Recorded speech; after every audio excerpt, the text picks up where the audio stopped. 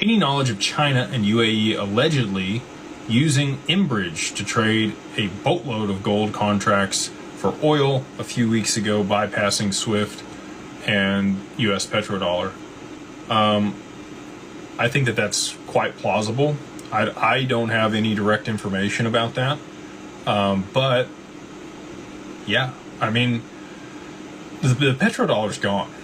We know that countries in the Middle East are selling oil in other currencies. When we pulled out of Iraq, we effectively, defaulted on that deal where we said we were going to,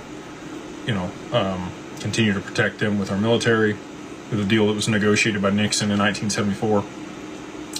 And since then, we really have seen, many transactions that have happened, both with Russia, China, and other counterparties, where they've sold oil in other currencies aside from the dollar. And I think that's going to continue and probably expand, like you mentioned, through other means. People want to transact, in a way where they can't be circumvented or displaced by some other central authority like the U.S. and the SWIFT system. You have the BRICS nations, or BRICS Plus, whatever you want to call it, that have decided to use CHIPS, which is the direct competitor to SWIFT. And China and Russia really kind of run that on who can participate in that ecosystem. But even there's a central authority or a couple authorities that can remove your access to that if they don't like what you're doing.